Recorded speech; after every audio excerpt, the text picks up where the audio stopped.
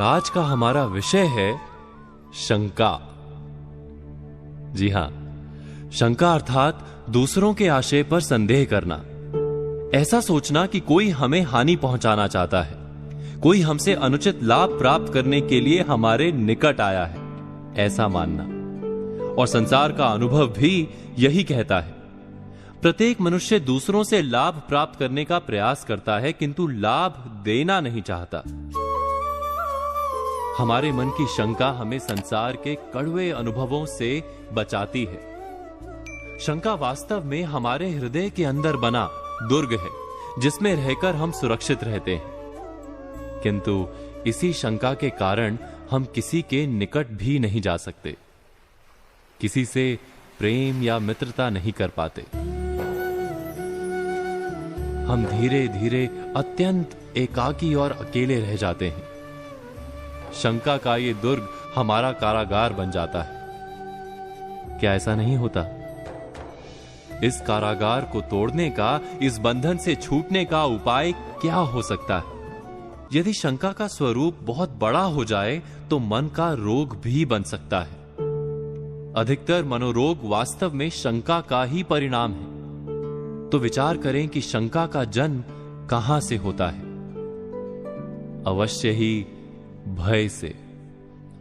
शंका हमारे भय का ही एक भयानक रूप है, ऐसा रूप जो हमें सत्य देखने से वंचित करता है। विचार कीजिए, क्या हमारा भय सदा ही वास्तविक होता है? क्या हमारे निकट आने वाला हर व्यक्ति वास्तव में हमें केवल हानि पहुंचाने का प्रयत्न करता है? इसका जवाब यदि सरलता से ना मिले तो स्वयं का मन टटोलिए। क्या हम सदा दूसरों को हानि पहुंचाने का प्रयत्न करते हैं? नहीं ना? तो दूसरे भी तो सच्ची मित्रता और सच्चा प्रेम दे ही सकते हैं। ये जानते हुए भी हम क्यों शंका के कारागार में फंसते चले जाते हैं?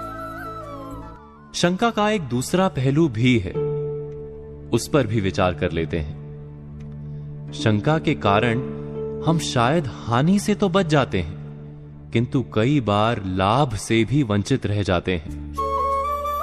बुरी नीयत वाले व्यक्ति के पास से भी हम लाभ प्राप्त कर ही सकते हैं, जैसे जहर से भरे वृक्ष के फूल में से भी मधुमक्खी अपने लिए शहद चुरा सकती है। तो शंका से बचने का उपाय क्या हो सकता है? हम जिस विषय पर बात कर रहे हैं वो है शंका।